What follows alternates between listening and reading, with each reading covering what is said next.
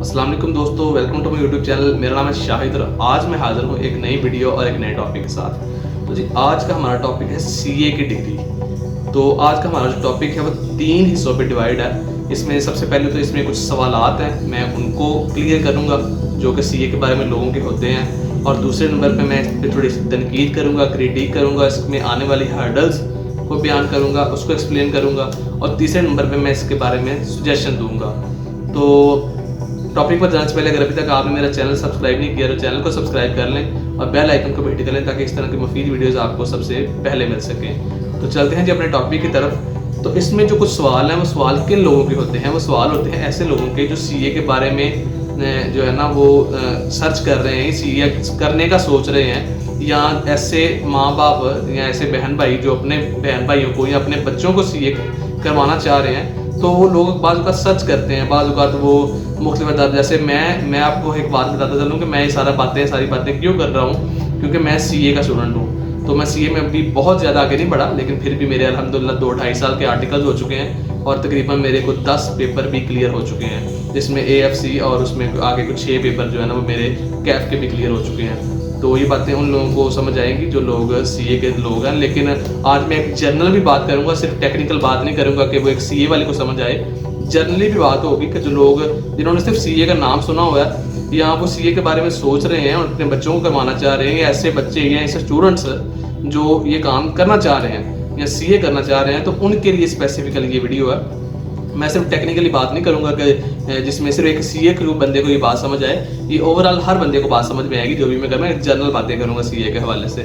तो जी सबसे पहले तो ये एक सवाल है कि सीए क्या है। तो सीए एक डिग्री का नाम है जिसको टोटल इसका ये एब्रीवेशन है, एब्रीवेशन इसका है चार्टर्ड अकाउंटेंट। तो चार्टर्ड अकाउंटेंट कौन होता है और ये क्या करता है? सीए मतलब हम क्यों करते हैं, और एक चार्टर्ड अकाउंटेंट जो बंदा है वो क्या करता है, उसका काम क्या होता है? तो आपके इर्द गिर्द जितनी भी कंपनियां आपको नजर आती हैं, इर्द गिर्द कंपनियों की भरमार है। तो ऐसी हर कंपनी जो रजिस्टर्ड है, इसमें भी लॉ बाकायदा स्पेसिफाई करता है कि किस कंपनी को ऑडिट की ज़रूरत है और किस कंपनी को ऑडिट की ज़रूरत नहीं है। लेकिन आपके इर्द गिर्द जितनी भी बड़ी बड़ी कंपनियां हैं जो बाकायदा सर्विस प्रोवाइडर्स हैं, बड़े बड़े जो प्राइवेट लिमिटेड में, जो उसमें भी फिर एक खास कैटेगरी है कि किसको ऑडिट की ज़रूरत है किसको नहीं है। लेकिन एक बड़े जो जाइंट्स हैं मैं उनकी बात कर रहा हूँ, बड़ी बड़ी जो कंपनी है उन कंपनियों को बाकायदा ऑडिट की ज़रूरत पड़ती है।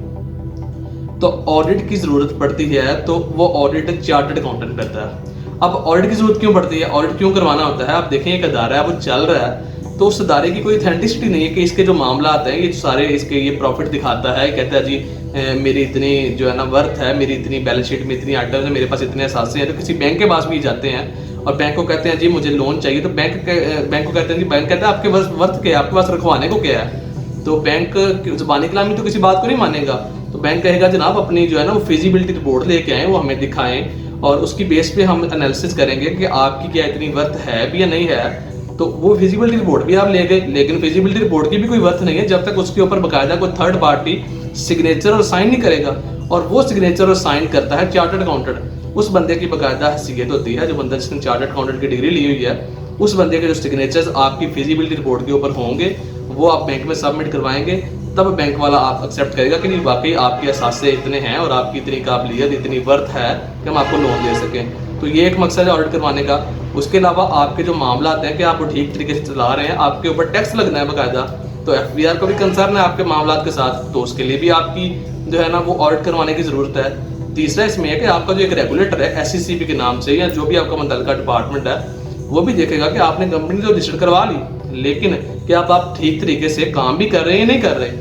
तो उस हवाले से उस अदारे को भी कंसर्न होगा कि आपको बाकायदा चेक करना कि आपने जो जिस मकसद के लिए कंपनी करवाई रजिस्टर्ड, कि आप उसी मकसद में काम कर रहे हैं या आपने कोई और काम करना शुरू तो नहीं कर दिया। तो बाकायदा रिक्वायरमेंट है उस अदारे की भी, तो वो भी आपको चेक करता है, तो वो भी आपकी ऑडिट रिपोर्ट लेगा। ऑडिट रिपोर्ट कौन इशू करेगा? वो चार्टर्ड अकाउंटेंट करेगा। तो चार्टर्ड अकाउंटेंट ने ऑडिट करना होता है। ऑडिट करने का क्या मकसद है? तो वो ऑडिट करने के मैंने 2-3 मकासद आपको बता दिए, और भी मकासद थोड़े बहुत हैं। तो जो 2-3 मेन थे वो मैंने आपके सामने रख दिए। और उसके बाद जी तीसरे नंबर पे है कि सीए होता कैसे है। तो सीए करने के 2-3 रास्ते हैं, बंदा किसी भी रास्ते से आ सकता है। सबसे पहले तो अगर आपने इंटर किया हुआ है, इंटर का मतलब है कि A लेवल, और आसान लफ्जों में कि अगर आपने FA, ICS, FSC इस तरह की कोई डिग्री की हुई है A लेवल की, इसको और मैं सिंपल करूँ तो 12 जमातें अगर आपने की हुई हैं, तो आप ये डिग्री कर सकते हैं, आप एलिजिबल हैं सीए में आने के लिए। और उसके बाद इसके बाकायदा सीए का कोई साल नहीं है कि इतने साल की ये डिग्री है। सीए के बाकायदा एग्जाम्स हैं, पेपर्स हैं, 21 पेपर इसके होते हैं। और उसके बाकायदा अब इस साल में 2022 के अंदर जब मैं ये बात कर रहा हूँ तो इसका हर आए दिन जो है ना इसके बाकायदा मॉड्यूल्स चेंज होते रहते हैं, इसमें कोई ना कोई जो है ना अमेंडमेंट आती रहती है। लेकिन अभी करंट सिचुएशन में इसके अभी 4 मॉड्यूल्स हैं। इसमें सबसे पहले एएफसी है, उसके 4 पेपर हैं, फिर कैफ है, उसके 9 पेपर हैं, फिर उसके बाद सीफैप है, उसके 6 पेपर हैं, उसके बाद एमएससी है जिसके 2 पेपर हैं। तो ये इसके 4 मॉड्यूल हैं और ये टोटल पेपर 21 बनते हैं। तो आपने ये पेपर अपने कंप्लीट करने हैं और ये पेपर आप 3 साल में कर लें, आप 4 साल में कर लें, आप 6 साल में कर लें, आप 8 साल में कर लें, कोई रिस्ट्रिक्शन नहीं है इस हवाले से। तो ये इसके आपने पेपर क्लियर करने, स्पेसिफिकली इस डिग्री का कोई टाइम नहीं है। जैसे कि मैट्रिक का 2 साल है, फिर उसके बाद इंटर के 2 साल हैं, बीए के 2 साल वाली बीए भी है, फिर 4 साल का बीबीए है, बीकॉम है, बीएड है। तो इस हवाले से इन डिग्रीज का स्पेसिफिक एक टाइम है, लेकिन सीए का कोई स्पेसिफिक टाइम नहीं है। आपने वो पेपर क्लियर करने हैं, चाहे आप वो 3 साल में कर लें, 4 साल में कर लें, 8 साल में कर लें। मैं इवन कैसे लोगों को भी जानता हूँ जो पिछले 10-10 साल से इस फील्ड में लगे हुए हैं और सीए कर रहे हैं। तो ये है सीए का कुछ करने का तरीका कि आप 12 करने के बाद एलिजिबल हैं और आपने इवन के हर डिग्री भी की हुई है, बीबीए किया हुआ है, बीकॉम किया हुआ है, बीए किया हुआ है, मास्टर्स किया हुआ है, तो आप फिर भी इसके लिए एलिजिबल हैं, फिर भी आप सीए के लिए आ सकते हैं और सीए कर सकते हैं। इसमें बाकायदा फिर आपने 3-3.5 साल जो chartered accountant already chartered accountant degree holder हैं उनके पास आपने बाकायदा ऑफिस में जॉब करनी है। वो टाइम पीरियड है कम से कम 3 साल का और मैक्सिमम 4 साल का।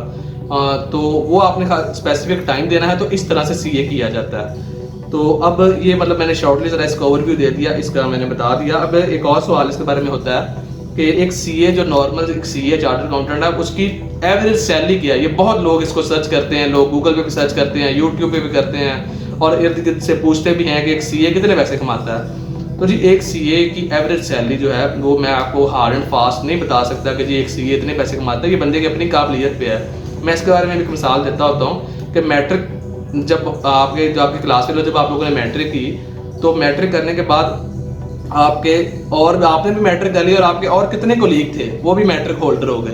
तो मैट्रिक की सनद हर किसी के हाथ, लेकिन हर बंदे की काबिलियत सेम नहीं थी। ऐसे ही जब आप चार्टर्ड अकाउंटेंट की डिग्री करते हैं तो सारे चार्टर्ड अकाउंटेंट की भी काबिलियत सेम नहीं होती। हालांकि वो सीए की डिग्री कर लेते हैं, बाकायदा एक स्क्रूटनी है उसमें से वो निकल जाते हैं, लेकिन उसके बावजूद भी हर किसी की काबिलियत सेम नहीं होती। तो जब सबकी काबिलियत सेम नहीं होगी तो सबकी सैलरी भी सेम नहीं होगी, सबकी जो है ना वो अर्निंग भी सेम नहीं होगी। तो इस हवाले से इस सैलरी में लफ्ज़ ठीक नहीं इस्तेमाल कर रहा, लोग ऐसे सैलरी का लफ्ज़ इस्तेमाल करते हैं। सैलरी इसलिए क्योंकि चार्टर्ड अकाउंटेंट जो है ना ये जॉब बहुत कम करते हैं। ज़्यादातर ये इनका जो सिस्टम होता है ये प्रैक्टिस करते हैं, बाकायदा अपना ऑफिस बनाते हैं। तो बाकायदा इनको ICAP अदारा है जो रेगुलेटर है चार्टर्ड अकाउंटेंट का, institute of chartered accountant of Pakistan के नाम से, वो बाकायदा रेगुलेट करता है, वो लाइसेंस इशू करता है और ये लोग बाकायदा प्रैक्टिस कर सकते हैं। जैसे एक वकील प्रैक्टिस करता है, एक डॉक्टर प्रैक्टिस करता है, ऐसे एक चार्टर्ड अकाउंटेंट भी प्रैक्टिस करता है। उसके पास क्लाइंट्स आते हैं और उनको बाकायदा वो ऑडिट करके देता है, बाद उनके प्रेमिसेस पे जाके भी चेक करता है और उनसे डॉक्यूमेंट्स मंगवा के। तो ये सारा प्रोसेस में वो टैक्स की सर्विसेज भी देता है और मेन जो उसका काम है एक चार्टर्ड अकाउंटेंट का वो ऑडिट है। बाकी जितनी भी सर्विसेज हैं वो उसकी रेलिवेंट है, वो भी साथ साथ करता है। तो इसकी जो इनकम के हवाले से मैं आपको कुछ नहीं बता सकता कि कितनी, लेकिन कम से कम भी एक जो मैं अगर आप मतलब एक सवाल फिर भी अगर इतनी बात की तो बताया फिर भी नहीं, तो कम से कम भी एक चार्टर्ड अकाउंटेंट जो मेरे आईडी के मुताबिक अगर पैसे बहुत कम भी वो पैसे कमा रहा है ना, बहुत कम, एक मंथ की मैं बात कर रहा हूँ, तो 2-3 लाख मामूली सी बात है। इतने पैसे तो कम से कम एक चार्टर्ड अकाउंटेंट हो और इतने पैसे ना कमाए तो फिर उसका चार्टर्ड अकाउंटेंट होने पे एक बहुत बड़ा सवाल निशान है कि वो चार्टर्ड अकाउंटेंट और पैसे 2-3 लाख से भी कम कमा रहा है। तो फिर वो सिंपल एक मास्टर की डिग्री ले लेता और 2-3-4-5 साल में तो फिर उसने 1.5-2 लाख तो फिर भी कमा ही लेना था। तो अगर 2-3 लाख भी वो ना कमाए तो फिर तो वाकई उसके सवाल निशान है उसके ऊपर कि वो चार्टर्ड अकाउंटेंट किस बात का है। तो 2-3 लाख तो मामूली सी बात है एक महीने की, इससे ऊपर ही पैसे कमाता है। इससे ऊपर आप 5-7-10-15-20 लाख, लोगों की अपनी काबिलियत पे डिपेंड करता है कि वो कितने पैसे कमा रहे हैं। तो उसके बाद जी सीए में दूसरा स्टेप ये हमारा एक सिनेरियो कवर हो गया। जितने भी कुछ सवाल लोगों के होते हैं, मेन सवाल जो बहुत कॉमन सवाल है वो मैंने कवर कर दिए। अब दूसरा एक स्टेप है हमारी वीडियो का कि इसमें हर्डल्स कौन कौन सी हैं। तो सबसे पहले जी इसके आर्टिकल्स, जो मैं इसका पहले भी जिक्र कर चुका हूँ, इसकी जो ट्रेनिंग है, आपने जो ट्रेनिंग का पीरियड गुजारना होता है ना, वो बाकायदा चार्टर्ड अकाउंटेंट के नीचे उसके पास आपने काम करना, वो पीरियड बहुत टफ पीरियड है। उस पीरियड में समझ लें कि आप चक्की के अंदर पिसते हैं, आपको बाकायदा रगड़ा जाता है, आपकी सेल्फ रिस्पेक्ट जो है ना वो खाक में मिल जाती है, आपकी कोई इज्जत नहीं होती, आपको ऐसे ट्रीट किया जाता है जैसे एक जो है ना वो बाइक मोटरसाइकिल की बाइक अगर अक्सर आपने देखा होगा उसके ऊपर जो छोटा एक होता है ना, जो छोटे ये चीज़ लेके आ, ये चीज़ लेके आ, जैसे उसको ट्रीट किया जाता है ना, इसी तरह से एक सीए के स्टूडेंट को चार्टर्ड अकाउंटेंट फर्म के अंदर ट्रीट किया जाता है। अब ये प्रैक्टिस बहुत कॉमन है, देखी जाती है बाकायदा। कुछ फर्मों में कुछ जगहों पे ये ना हो तो इसके बारे में कुछ कह नहीं सकता, लेकिन मेजॉरिटी यही है। मैंने भी एक्सपीरियंस किया है और इवन के बाकी भी मुख्तलिफ जगहों के ऊपर मुख्तलिफ मेरे जो दोस्त है बाब, इस दौरान मेरा जितना भी थोड़ा बहुत मेरा हल्का है बाब बना, जो दोस्त लोग बने जो और फर्मों में भी काम कर रहे हैं, तो ये बाकायदा बताते हैं कि जी आपकी इज्जत वाली बात जो है ना वो कोई नहीं होती।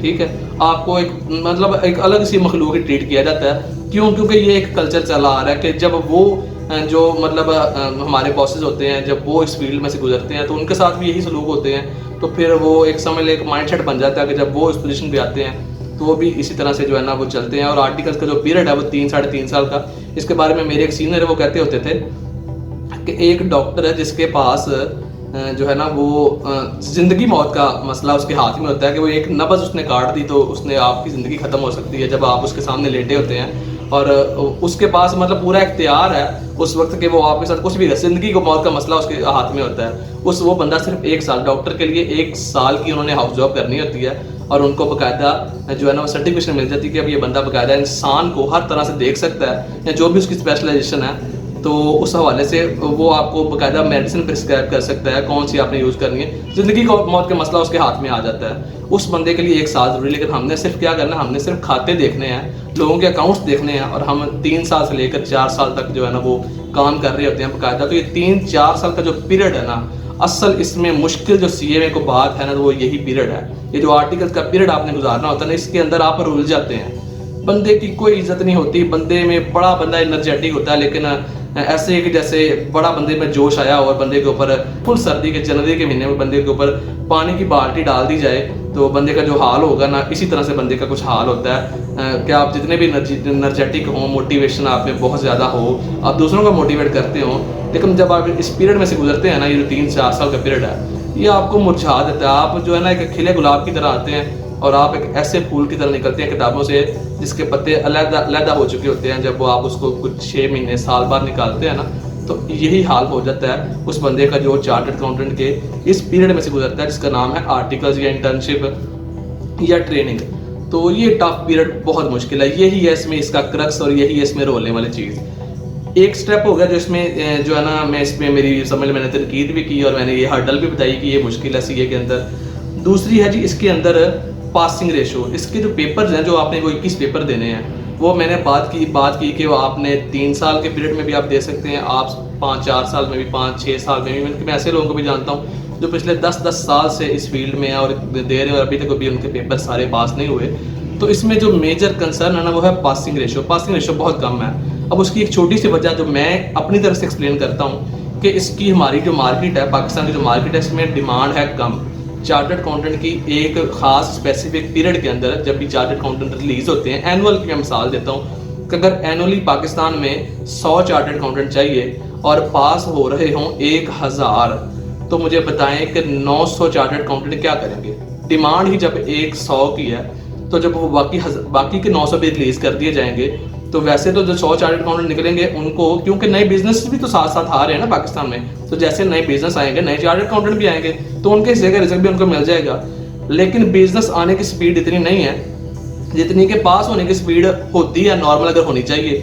तो वो जो 100 तो अगर रिलीज होगा तो वो तो 2-3 लाख 4 लाख जो है ना उनकी तो एवरेज मंथली सैलरी हो जाएगी या इनकम हो जाएगी। लेकिन अगर वो बाकी का 900 भी जो पास हो रहा है वो भी अगर मार्केट में आ गया, तो मुझे बताएं क्या हाल होगा। ऐसे ही चार्टर्ड अकाउंटेंट का भी हाल होगा जैसे कि एक MBA वाले का या एक BCom का हाल होता है, एक BBA वाले का हाल होता है। जिस तरह की ये डिग्रियां जो है ना वो सड़क पर आपको हर जो है ना ईंट उठाने के बाद मिलती है, ऐसे CA की डिग्री भी आपको ऐसे मिलेगी और एक CA भी जॉब ढूंढता नजर आपको अनकरीब आएगा।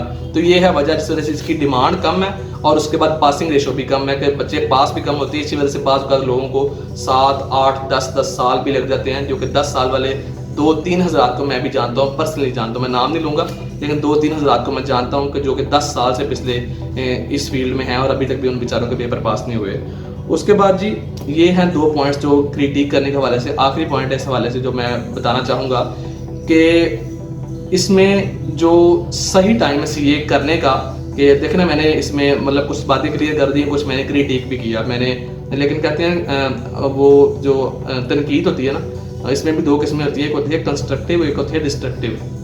तो मैंने डिस्ट्रक्ट तो कर दिया, तबाही तो मैंने जो है ना वो मचा दी, लेकिन अब मैं बाकायदा उसको कंस्ट्रक्ट भी करूँगा कि क्रिटिसिज्म वो है कि जब आप उस पर बाकायदा सजेशन भी दें। तो इस हवाले से मेरा अपना छोटे से एक्सपीरियंस में जितनी भी बातें कुछ हैं, मैं इस बारे में सजेस्ट करना चाहता हूँ कि सीए में सही आने का टाइम ये है कि आप जो है ना वो, अगर आप वाकई अपने सीए करना चाहते हैं और इन सारी मुश्किलात में से आप गुजरना चाहते हैं, तो आप इस सीए में आने का सही टाइम जो है वो है इंटर, कि आपने ए लेवल कर लिया, आपने 12 कर लिए हैं, तो आप जनाब इस फील्ड में आ जाएं। उसके बाद अगर इवन कि आप मेहनत करते हैं, अनथक मेहनत करते हैं, बहुत ज़्यादा इसमें आप अपना इन्वॉल्व करते हैं अपने आप को, और बाकी सारा कुछ भूल जाते हैं, हर चीज़ को, हर रंगीनी को, तो आप 6, 7, 8 साल का एवरेज इसका टाइम है, 6, 7 साल का। इवन कि अगर 8 साल भी लगते हैं ना, 6, 7 साल एवरेज टाइम है सीए का। अगर कुछ लोग 10, 12 साल करते हैं ना, कुछ लोग 4, 5 साल में भी कर लेते हैं, तो जो एवरेज टाइम है वो 6, 7 साल है। तो अगर आप 8 साल के अंदर भी करते हैं तो इंटर के मतलब ए लेवल की एवरेज एज है 18 साल। तो 18 साल के बाद अगर आपको 8 साल मजीद लग जाते हैं तो 26 साल की एज में, अभी मेरी एज 25 साल है, लेकिन मुझे लेट क्यों हुई है, मेरे भी 8-10 पेपर क्यों क्लियर हुए हैं, क्योंकि मैंने बीबीए ऑनर्स किया हुआ था, मैंने पंजाब यूनिवर्सिटी से बीबीए ऑनर्स 4 साल का किया हुआ है, तो वो 4 साल तो मुझे वहाँ लग गए। उसके बाद मैं इस फील्ड में आया तो अभी मुझे 2-2.5 साल फिर हो गए हैं, तो अभी मेरी एज 25 साल होगी, लेकिन अभी तक मेरा सीए जो है ना वो 30-35% सारा क्लियर हुआ है। तो मैं भी इस हिसाब से लेट हूँ, सीए में मैं लेट आया हूँ। अगर टेक्निकली देखा जाए तो अगर सीए में आप इंटर करने के बाद आईकॉम, टीकॉम या आप एफएससी, आईसीएस, एफए करने के बाद आप आए, तो फिर आपकी एज उस वक्त होगी 18 साल, और एवरेज एज ही होती है 18 साल में आप इंटर कर ए लेवल कर लेते हैं। उसके बाद अगर इवन कि आपको 8 साल भी सीए करने में लगते हैं ना, ये इंक्लूडिंग ये 4 साल का, ये 3 साल का पीरियड जो आपने आर्टिकल्स में गुजारना, और बाकी 5-6 साल में आप पेपर क्लियर कर लेते हैं, तो 8 साल में अगर आप सीए करते हैं तो आप 26 साल की एज में chartered accountant qualify, CA degree qualify कर देते हैं। तो 26 साल की एज में अगर आप सीए बन जाएं तो ये कोई महंगा सौदा नहीं है। तो यही है जी सही टाइम सीए में आने का। अगर कोई बंदा आना चाहता है और इन सारी मुश्किलात में से गुजरना भी चाहता है, तो सही टाइम सीए में आने का ये है जो मैंने बता दिया कि इंटर करने के बाद आ जाए और उसके बाद अनथक मेहनत करें और इन सारी मुश्किलात को जो है इनमें से गुजरें, और ये तंगीनियाँ दुनिया की भूल जाएं। सारा कुछ आपको भूलना पड़ेगा, इवन के डॉक्टरी, ये जो मेडिकल की फील्ड है इसमें भी आप थोड़ा बहुत आपको जो है ना वो गुलशरे उड़ाने का मौका मिल जाता है, लेकिन सीए की डिग्री में गुलशरे उड़ाने का, या इधर उधर हर चीज़ आपको भूलनी पड़ेगी, हर चीज़ भूलनी पड़ेगी। तो अगर आप इस सब में से गुजर सकते हैं तो राइट टाइम जो है वो ए लेवल है। ए लेवल करने के बाद आप आ जाएं, 26 साल की एज में अगर आप क्वालिफाई कर जाते हैं तो ये कोई महंगा सौदा नहीं है। फिर भी सीए के हवाले से आपको किसी किस्म का कोई कन्फ्यूजन हो, कोई आपका सवाल हो, तो मैं अपना नंबर वीडियो के डिस्क्रिप्शन में भी और स्क्रीन पे भी शेयर कर रहा हूँ, आप मुझसे रब्ता कर सकते हैं। मैं सीए का स्टूडेंट हूँ, तो इस हवाले से किसी किस्म की किसी बंदे को कोई कन्फ्यूजन हो वो मुझसे गाइडेंस ले सकता है। तो मैं उम्मीद है आज का टॉपिक आपको पसंद आया होगा। वीडियो काफ़ी लेंथी हो गई है, लेकिन जिन लोगों को ज़रूरतमंद लोग हैं वो इसको ज़रूर देखेंगे और काफ़ी जो है ना इससे फ़ायदा भी उनको होगा। तो अगर वीडियो आपको अच्छी लगी है तो अपनी कीमती राय से कमेंट्स में ज़रूर आगाह कीजिएगा। वीडियो को लाइक करना ना भूलिएगा, चैनल को सब्सक्राइब करना ना भूलिएगा, दुआ में ज़रूर याद रखिएगा। मिलते हैं इस तरह के किसी और वीडियो में किसी और टॉपिक के साथ, तब तक के लिए अपना बहुत सारा ख्याल रखिए। अल्लाह हाफिज़।